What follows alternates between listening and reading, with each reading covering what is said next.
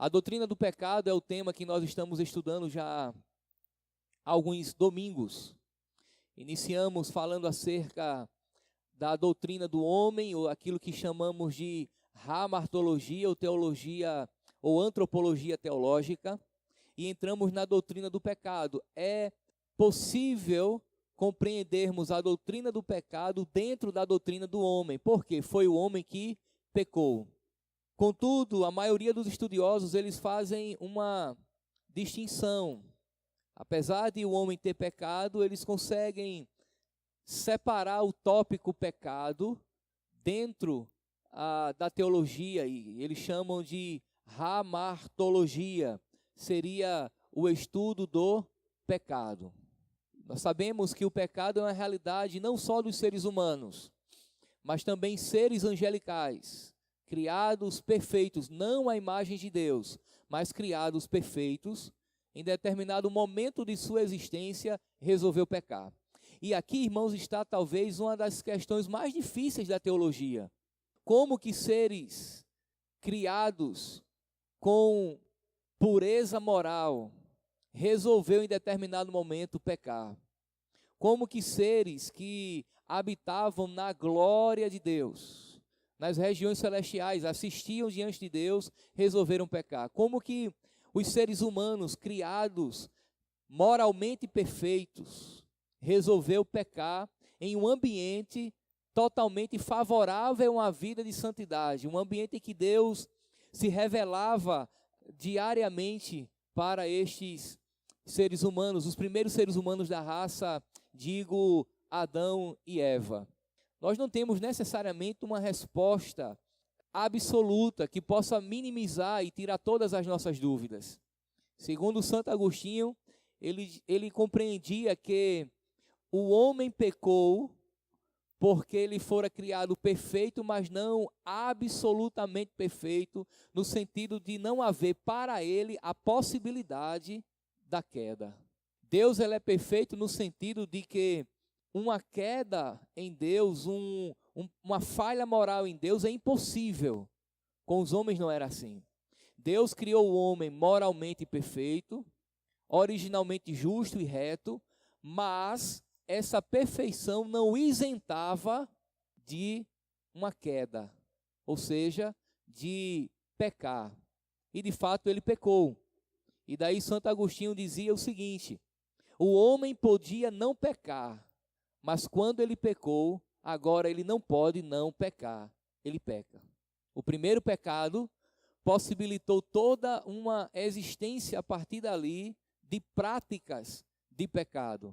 Talvez a explicação de Santo Agostinho responda à limitação da qual o ser humano foi criado, mas como o mal surgiu, não consegue alcançar.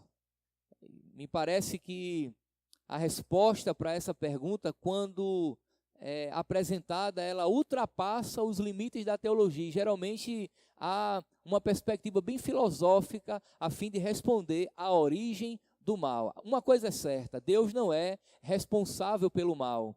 E daí vem toda aquela questão: se todas as coisas têm origem em Deus, de onde surgiu o mal? Se só havia Deus, que é criador de todas as coisas. É bem verdade que ninguém criou nada além de Deus, mas a Bíblia não responsabiliza Deus pela origem do mal. Bem, é apenas um insight para algo que a gente pode melhorar um pouco mais à frente, mas serve de introdução para chamarmos a atenção ao tema ou aos temas que estaremos tratando nessa manhã. Semana passada nós trabalhamos a ideia da universalidade do pecado e tentamos responder a pergunta: quem peca? E a resposta é: todos pecaram. Não há ninguém isento dessa realidade. Todos desfrutam de igual forma da mesma condição de pecadores. Portanto, quando alguém perguntar quem são pecadores, resposta: todos são pecadores.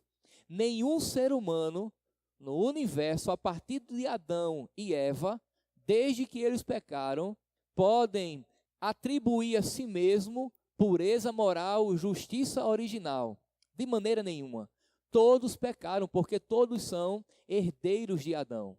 O mais santo, o mais puro, o mais reto, aquele que se apresente moralmente mais íntegro diante de Deus ainda cheira mal. Essa é a grande questão. O homem, ele cai. A expressão queda é uma expressão utilizada para referir-se ao pecado. O homem, ele cai do seu estado original e ele já não consegue mais desenvolver as suas atividades, ele já não consegue mais compreender o mundo em sua volta a partir de uma santidade plena. Impossível. Todos pecaram e estão destituídos, separados da glória de Deus. Nós vimos, portanto, exemplos bíblicos, tanto no Antigo quanto no Novo Testamento, a fim de fundamentarmos essa verdade. Vimos que o Novo Testamento ele é mais claro no que diz respeito à universalidade do pecado, quando o apóstolo Paulo diz que todos pecaram e estão destituídos da glória de Deus. Mas um texto que me chamou muita atenção também é Atos 17, verso 30, quando diz: não levou Deus em conta os tempos da ignorância. Agora, porém, notifica a todos os homens em toda parte que se arrependam. Ora, se Deus notifica a todos os homens em toda parte que se arrependam, logo todos são pecadores. Se há uma necessidade de arrependimento na vida de todos os homens, significa que todos pecaram. É uma verdade apostólica, é uma verdade profética, e Jesus ele se aproximou dos pecadores partindo desse pressuposto, que todos são pecadores. Ele se aproxima dos seres humanos partindo da premissa, partindo do pressuposto de que ali há um pecador que necessita da graça de Deus para ser salvo. Muito bem. Dada a devida introdução, o tema desta manhã será o pecado original. Uma coisa é compreendermos que o pecado ele é universal, implica em que dizer que todos são pecadores. Mas o que é que nós queremos dizer com o pecado original? Primeiro nós vamos fazer aqui uma breve distinção entre pecado original e pecado atual. Por pecado original, eu quero dizer que é o estado e a condição pecaminosos em que todo ser humano nasce. Ou seja, quando nasce uma criança, ela já é originalmente pecadora. E daí surge toda uma questão do destino eterno destas crianças, caso ela venha a falecer. Não é o tema nesta manhã, é uma outra coisa completamente, extremamente complexa também. Compreender o destino eterno das crianças. Alguns entendem que uma vez que ela morre e já tem uma natureza pecaminosa, ela é condenada.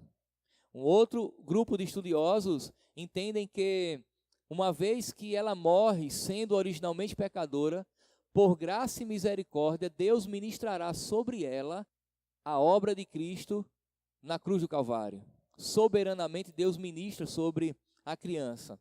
Uma outra linha de pensamento diz que as crianças eleitas por Deus desde a eternidade serão alcançadas, mesmo sem a capacidade de crer, uma vez que elas morreram muito infante ainda. As opiniões se dividem, a gente pode trabalhar essa ideia um pouco mais à frente quando estivermos tratando a doutrina da salvação. Mas entenda a princípio que o pecado original é o estado e a condição pecaminosos em que todo ser humano nasce. Por pecado atual, entende-se todos os pecados por ação, palavra ou pensamento que o ser humano comete. Veja bem agora, uma vez que o indivíduo ele é originalmente um pecador, a natureza pecaminosa da qual ele nasceu lhe dá condições de praticar o pecado. Perceba a distinção. O indivíduo ele nasce com a natureza pecaminosa, que logo nos primeiros momentos de sua infância já lhe dá condições de praticar o pecado. Então nós temos uma natureza pecaminosa que me dá condições de praticar atos de pecado. Então nós temos aí o pecado original do qual eu nasci, que me dá condições de cometer pecados atuais. palavras, pensamentos, atitudes, ações, comum a todos os seres humanos, se evidenciam porque eles têm uma natureza pecaminosa. Partindo desse princípio, eu não me torno um pecador quando peco. Eu peco porque sou um pecador. Eu peco porque sou um pecador. O indivíduo, ele nasce pecador e inevitavelmente ele vai pecar. Portanto, quando você pegar um bebê no braço, se alegre, louve a Deus. É uma coisa extraordinária. Mas, biblicamente, ali também há um descendente de Adão. E logo no primeiro momento, na primeira oportunidade, tendo consciência ou não, tendo a malícia de um adulto ou não, porque a criança não tem a malícia de um adulto ainda, mas ela vai cometer o seu primeiro ato de pecado, porque a sua natureza é pecaminosa. Muito bem. Por que é que nós usamos a expressão pecado original? Por duas razões. Quero lhe chamar a atenção. Primeira razão, porque o pecado tem a sua origem na época da origem da raça humana. Não só porque nascemos com a natureza pecaminosa, mas porque o pecado teve uma origem na origem da raça. Quando Deus criou Adão e Eva, eram os primeiros da raça humana, e daí é interessante porque nós não temos condições de distinguir a questão do período de tempo, mas nos parece seguro afirmar que da criação de Adão e Eva para o pecado, para a queda, se formos bem literais, o texto não dá uma margem de tempo muito grande. Parece que foi muito próximo do momento de sua criação. É uma conjectura, é uma possibilidade. Por isso também que o pecado é chamado de pecado original, porque ele tem a sua origem no início da raça humana e contamina toda ela dali para frente. Uma segunda razão do porquê a expressão pecado original é porque o pecado que chamamos original é a fonte de todos os pecados atuais. O indivíduo mente, se prostitui, rouba, mata, tem pensamentos e desejos sensuais na atualidade da sua vida, porque originalmente ele é um pecador. Porque originalmente ele é um pecador. Nesse sentido, ninguém escapa. E a ideia do pecado original, ela fundamenta muito bem a perspectiva do pecado universal. Se todos são originalmente pecadores, não tem quem escape em lugar nenhum. O pecado, irmãos, entendo eu, ele é o vírus mais letal. É possível uma enfermidade em determinado lugar do mundo e aquilo ali ficar isolado. As agências de saúde internacional entram em ação e tem toda uma campanha de guerra para não permitir que o vírus se alastre por todo o mundo, a fim de não trazer calamidade. E em alguns momentos é alcançado êxito, é possível alcançar resultados bem positivos, mas com o pecado isso é impossível. Se você pegar uma criança recém-nascida, colocar em uma ilha deserta, de maneira que ela possa crescer ali sozinha, sem ninguém, que possa corromper o seu coração, entenda, ali há uma pecadora e ela vai pecar mesmo estando sozinha. Mesmo sem ter tido contato com semelhantes de sua raça, ela vai pecar contra Deus porque ela é uma pecadora. E qual a importância dessa doutrina? Por que compreender a doutrina do pecado original? Eu quero lhe chamar a atenção a dois pontos trazidos por um teólogo chamado Herman Bavinck, um teólogo holandês. Ele compreende a importância da doutrina de duas formas simples de entender. Primeiro, porque a Bíblia ensina. Ele parte desse princípio.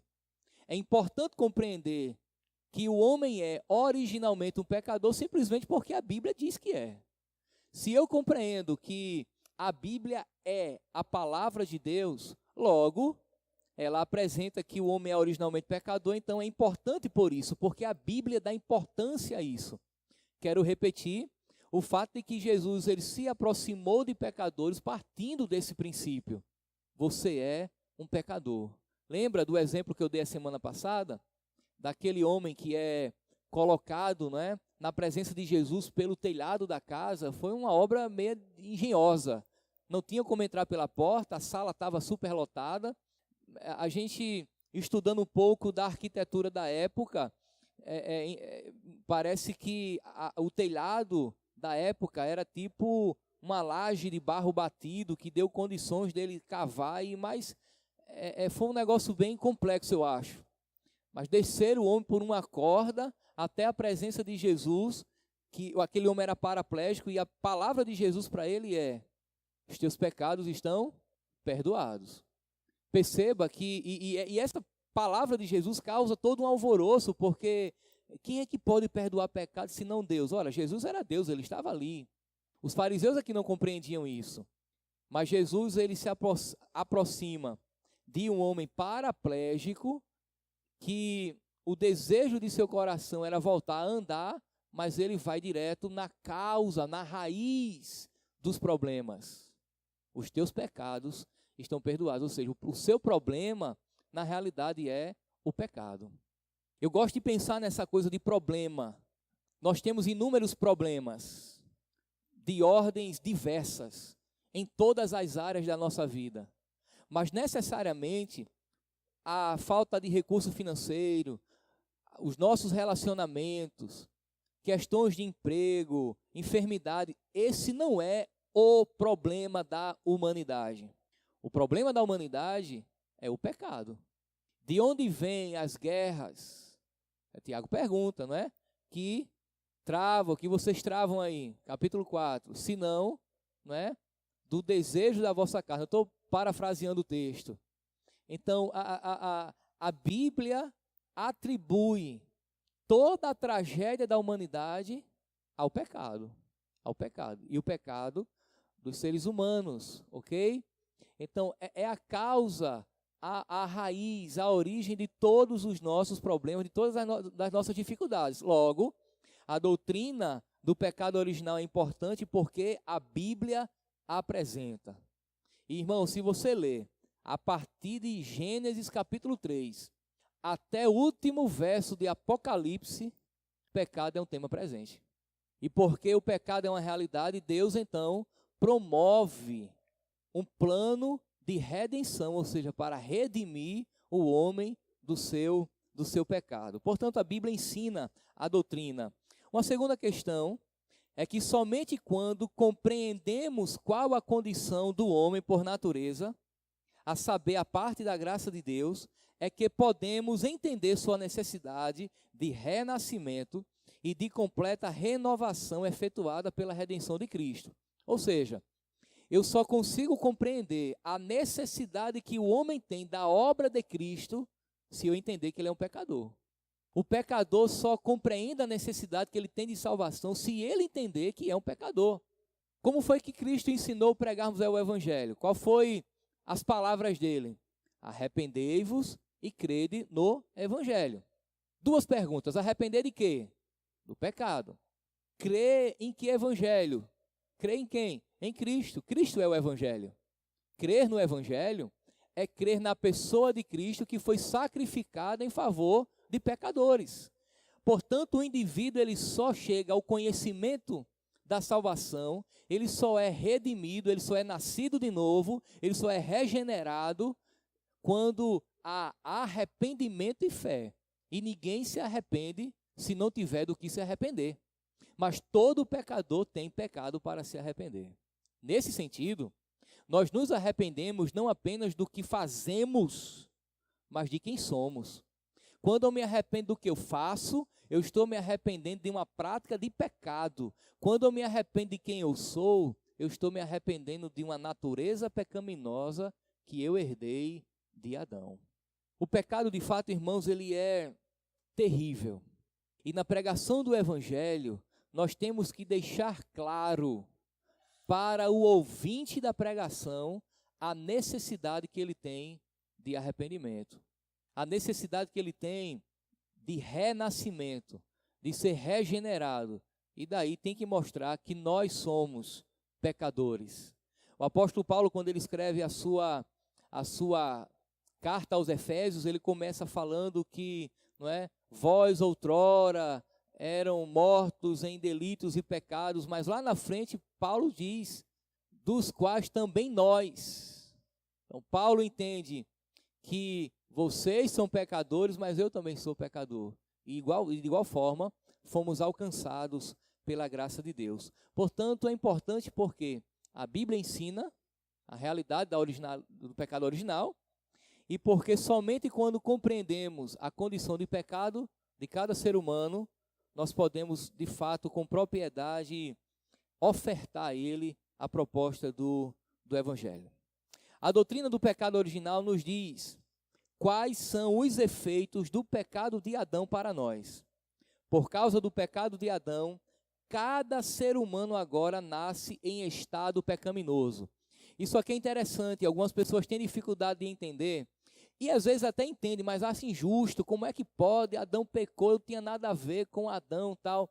Mas a Bíblia apresenta essa perspectiva, e porque a Bíblia apresenta, ela é correta. Adão, ele era o representante da raça. Toda a raça humana estava em Adão. Se Adão pecou, logo todos pecaram. Nós não gostamos dessa ideia, ficamos até chateados com Adão, achamos que não tem lógica a ideia da representatividade. Nós achamos que não tem lógica quando se trata do pecado, porque o pecado de Adão trouxe tragédia para toda a humanidade, mas nós usamos essa ideia de representação na nossa vida comum, e naquilo que é bom, a gente não retruca, a gente não tem dificuldade de não aceitar. Por exemplo, quem aqui é pentacampeão mundial de futebol? Todos nós somos. Mas quem aqui estava no campo jogando futebol? Eu só sei o que é uma bola porque é redonda. Eu sou péssimo jogando futebol. Mas aquele time, aquela seleção que conquistou 5 títulos mundiais, representava toda uma nação. Portanto, quando o Brasil ele é campeão mundial de futebol, nós gostamos de dizer, principalmente para os argentinos, né? Eu sou pentacampeão de futebol. Mas por que você é pentacampeão se você não estava lá? Você é porque aquele time representava 200 milhões de brasileiros. Por representação, todos nós somos. Recentemente, nós fomos o quê? Campeões olímpicos de futebol. É um título inédito. A seleção brasileira, a seleção olímpica de futebol tentou várias Olimpíadas, conseguiu recentemente na Olimpíada realizada aqui no Brasil. Aí nós dizemos que nós somos campeões olímpicos, mas nós não estávamos no campo, mas aquele time que estava no campo representa toda uma nação.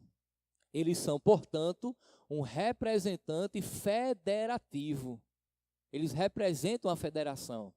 Adão, portanto, representava toda a raça, mesmo sem ela existir no sentido pleno, no sentido de posteridade. Adão e Eva não tinham filhos ainda. Caim e Abel já nascem no contexto de pecado. Nesse sentido, nós fomos contaminados e herdamos a culpa e a corrupção de Adão. A culpa e a corrupção de Adão. Temos aqui, portanto, mais 2 expressões que é necessário entender: culpa e corrupção. Primeiro, culpa. Culpa é um conceito judicial, legal, forense, do pecado de Adão, que descreve a relação de uma pessoa com a lei. Neste caso, especificamente com a lei de Deus. A culpa é a condição de se merecer a condenação ou estar sujeito à punição porque a lei foi violada. Quando a teologia diz que nós somos culpados, herdeiros da culpa de Adão, quer dizer que em Adão nós desobedecemos a lei de Deus. É um termo judicial. Culpado por não corresponder corretamente à lei de Deus. E daí, irmãos, o pecado original inclui culpa, mas isso não quer dizer que somos responsáveis pelo que Adão fez.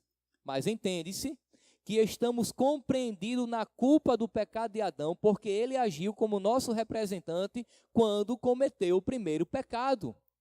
Se Adão era o meu representante e ele pecou, ele é culpado, logo quem ele representa também é culpado. Quando a seleção brasileira perde um jogo, todo o Brasil perdeu o jogo. Quando somos derrotados no campo, toda a nação é derrotada naquela disputa, naquele campeonato. A ideia da representatividade. É bem verdade que nenhuma analogia ela é plenamente perfeita, mas guardadas as devidas proporções, você consegue compreender. Adão é culpado e todo aquele descendente de Adão é culpado, porque em Adão desobedecemos a lei de Deus. Você lembra qual foi a definição de pecado que demos na nossa primeira aula? Pecado é toda e qualquer desconformidade com os padrões morais de Deus. Então, assim como Adão, nós, eu e você e qualquer um outro pecador na face da terra tem dificuldade de compreender o padrão moral de Deus. Deus diz sim, nós queremos não. Deus diz não, nós queremos sim. Deus apresenta algo como o ideal, o correto, e nós fugimos do alvo que Deus estabeleceu para nós. Nós não temos condições de obedecer plenamente à lei de Deus. Foi necessário que Deus enviasse o seu Filho, a fim de obedecer plenamente à lei de Deus, e a obediência de Cristo fosse imputada sobre a minha vida, assim como a desobediência de Adão foi. Adão desobedeceu, eu desobedeci. Cristo obedeceu. E a obediência de Cristo foi imputada na minha vida. Então Deus me recebeu como obediente, não por mim, mas porque foi aplicada sobre mim a obediência de Cristo. Ele agora é quem me representa. Portanto, ninguém escapa dessa realidade. O pecado original inclui culpa, mas isso não quer dizer que somos responsáveis pelo pecado de Adão. O ato de desobedecer comer o fruto, quem vai responder por aquele ato é Adão. Mas Adão representava toda a raça, todos são culpados, herdeiros da culpa, não responsável pela culpa. O apóstolo Paulo ensina que Adão é o nosso representante. Eu quero ler com vocês esses textos, ok? Vamos lá, todo mundo. 1 Coríntios, capítulo 15, verso 22 e 45. Pois da mesma forma como em Adão todos morrem, em Cristo todos serão vivificados. Todos morrem em Adão. Vamos aqui para um raciocínio, irmãos, bem simples, bem lógico. Quem existia, quem estava lá com Adão no momento que ele comeu do fruto? Ninguém. Eu não estava, você não temos nem idade para isso, né? É muito tempo. Mas Paulo está dizendo que todos morreram em Adão, porque Adão, ele representa toda a raça, ok? É uma verdade bíblica, inspirada por Deus. Vamos agora para o verso 45 do mesmo capítulo 15. Verso 45. Assim está escrito: o primeiro homem, Adão, tornou-se um ser vivente. O último, Adão, espírito vivificador. Ou seja, Adão era um indivíduo histórico real que representava toda a raça, e Cristo, sendo o segundo Adão, ele representa aqueles que serão salvos. Eu quero chamar a atenção agora a Romanos capítulo 5, a partir do verso 14. Iremos ler até o verso 18. Romanos capítulo 5, verso 14. Diz assim, 5, verso 14. Todavia, a morte reinou desde o tempo de Adão até o de Moisés, mesmo sobre aqueles que não cometeram pecado semelhante à transgressão de Adão, o qual era um tipo daquele que havia de vir. Entretanto, não há comparação entre a dádiva e a transgressão, pois se muitos morreram por causa da transgressão de um só, muito mais a graça de Deus, isto é, a dádiva pela graça de um só homem, Jesus Cristo, transbordou para muitos. Não se pode comparar a dádiva de Deus com a consequência do pecado de um só homem. Por um pecado veio o julgamento que trouxe condenação, mas a dádiva decorreu de muitas transgressões e trouxe justificação. Se pela transgressão de um só a morte reinou por meio dele, muito mais aqueles que recebem de Deus a imensa provisão da graça e da dádiva da justiça reinarão em vida por meio de um único homem, Jesus Cristo. Consequentemente, assim como uma só transgressão resultou na condenação de todos os homens, assim também um só ato de justiça resultou na justificação que traz vida a todos os homens. Entendeu agora? Paulo entendia que a transgressão de toda a raça humana se deu pelo ato de um só homem, Adão. Assim como a salvação de seres humanos caídos em Adão se deu também por um ato de justiça, Jesus Cristo. A humanidade, ela conhece a tragédia, a morte e a condenação em Adão e recebe em Cristo a vida, a regeneração para a eternidade. Portanto, mortos em Adão, vivificados em Cristo Jesus. Muito bem, essa é a ideia de culpa. Por culpa original, então, queremos dizer que merecemos a condenação porque Adão, nosso representante em cabeça, transgrediu a lei de Deus. Eu quero fazer você compreender isso. Porventura você não saiba ainda. Veja bem, o pecador, ele merece a condenação. Por quê? Ele é culpado. Em um tribunal, quando o réu ele é declarado culpado, imediatamente ele sai dali para cumprir a sua pena, não é verdade? O pecador, ele é culpado. Logo, ele merece a sua condenação. É um ato judicial, culpa, condenação. Não tem alternativa.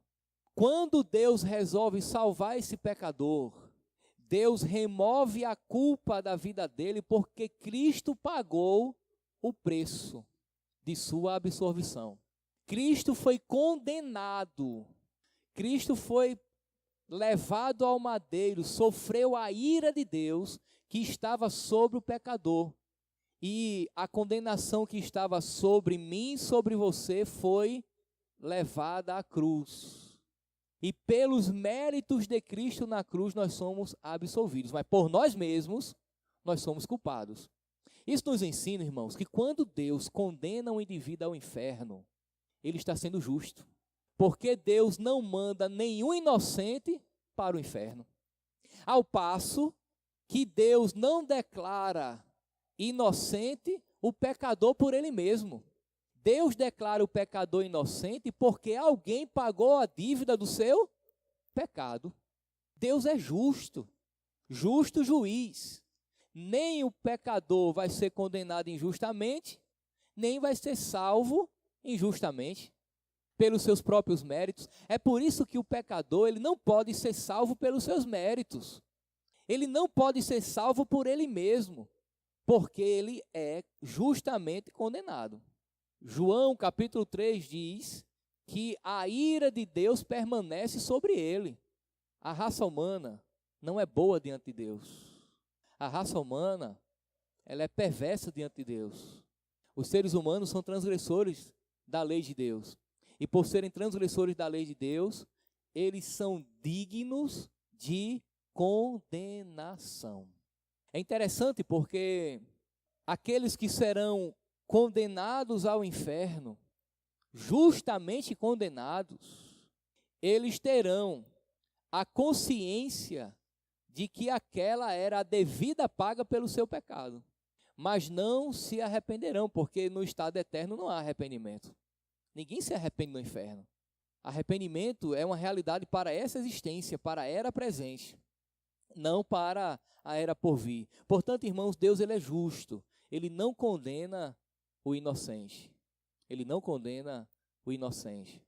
Repetindo, a natureza pecaminosa nos dá condição de sermos reprovados por Deus. Por fim, nós temos a ideia da corrupção. Culpa e corrupção. A corrupção, em distinção da culpa, é um conceito moral. Preste bem atenção. A culpa é um conceito judicial. O homem é culpado, logo, ele pode ser justamente condenado por Deus, e isso eternamente. Mas a corrupção traz a ideia de um conceito moral. Ela tem a ver com nossa condição moral, ao invés de nossa situação perante a lei. Podemos definir a corrupção original como a corrupção de nossa natureza, que é consequência do pecado e que produz pecado. Por exemplo, a corrupção é a consequência de uma natureza pecaminosa que produz práticas de pecado. O indivíduo, ele é originalmente um pecador, ele é culpado e tem uma natureza corrompida.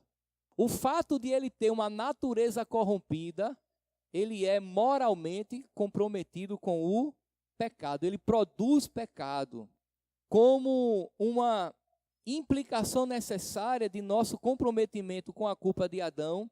Todos os seres humanos nascem em um estado de corrupção.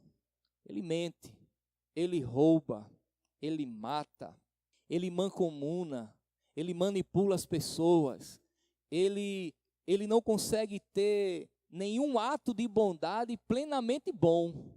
Deixa eu lhe dar, para mim, alguns exemplos assim que me ajudam demais, que inclusive dei na aula passada. Dar esmola, orar e jejuar. 3 práticas de vida piedosa agradável a Deus. Mas quem está executando isso é um indivíduo que é corrompido pelo pecado. Então ele pode dar uma ajuda financeira e quando dá as costas dizer, cara, eu sou demais. Encontra o outro na esquina e diz assim, rapaz, olha, hoje eu ajudei, hoje eu fiz caridade. Ele deu, mas atribuiu a glória a ele mesmo. Logo, uma atitude de bondade se tornou um ato de pecado. Esses programas de televisão sensacionalistas, que vai à casa da pessoa, reforma a sua casa, gente, para quem recebe é uma bênção, não é verdade? Mas na realidade por trás daquele suposto ato de bondade, há toda uma propaganda que revela pecado. Promover o programa, patrocinadores que estão vendendo a sua marca, necessariamente as pessoas não estão preocupadas com quem está na ponta, ajudar o outro, mas promover a si mesmo. E é comum você ouvir alguns apresentadores dizer, o meu programa é assim, aqui nós fazemos assim. Há uma autopromoção, não é? Eu sou humilde. Gente, quem já viu uma pessoa humilde dizer que é humilde? É mesmo que dizer assim, olha, eu tenho orgulho de ser humilde. Eu tenho orgulho da minha humildade. Isso existe. Em seguida, lá no capítulo 6 de Mateus, Jesus vai falar da oração. A oração é um meio de graça que Deus estabeleceu para que pudéssemos ter contato com Ele, falar com Deus, expor a nossa necessidade, entregar a Deus a nossa adoração. Mas a oração pode se tornar pecado, desde que ela sirva para publicizar a minha espiritualidade, ostentar a minha espiritualidade. Era o que acontecia com os fariseus. Ia para as praças, levantava as mãos, ó Deus! Aí Jesus diz que eles já alcançaram o aplauso dos homens. Eles estavam orando, mas não para a glória de Deus, mas para a sua própria glória. Eles eram outdoors espirituais de si mesmo, exibicionismo espiritual. Jesus ensina o discípulo a fazer de outra forma. Assim, da mesma coisa acontece com o jejum, não é?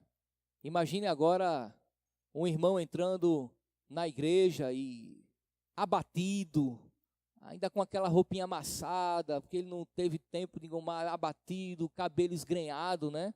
Aquelas olheiras batendo aqui na bochecha, não é? Aí de repente o Emerson, com toda a simpatia dele, dá um abraço lá na porta e diz, meu irmão, que bom lhe ver, estou percebendo que você tão abatido, está acontecendo alguma coisa? Eu estou jejuando, estou numa campanha de jejum já faz 40 dias, não é? Aí ele encontra o pastor Erivaldo mais na frente, e aí Erivaldo faz a mesma abordagem. O que é que está acontecendo?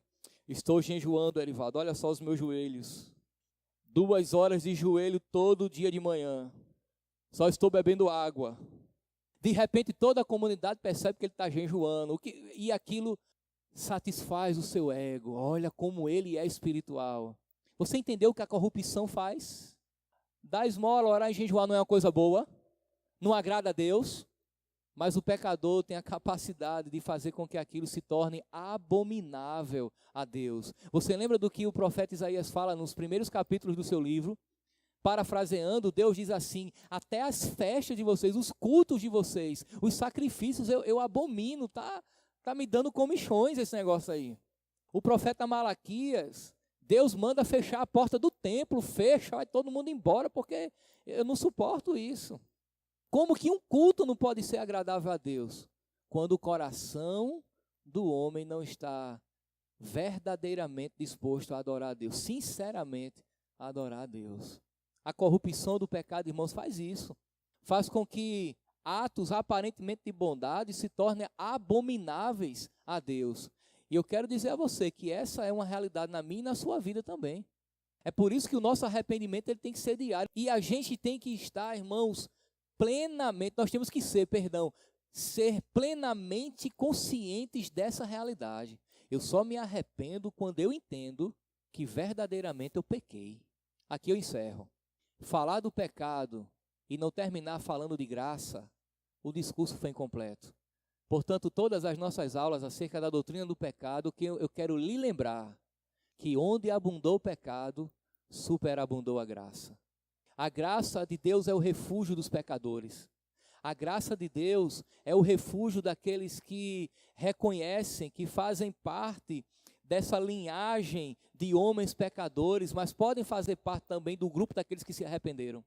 A cada rio de pecado tem um oceano de graça para nos perdoar. A graça de Deus, irmãos, ministrada em corações pecadores, é Deus nos chamando para perto, uma vez que nós estávamos longe. Portanto, pecou, recorra à graça de Deus. A palavra de Deus diz que Jesus não rejeitará nenhum daqueles que o Pai lhe trouxe. E como é que eu sei?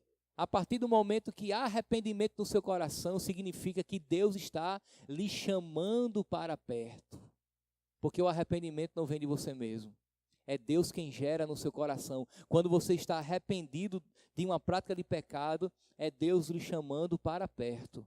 Aí você se arrepende e recebe o perdão, a manifestação da graça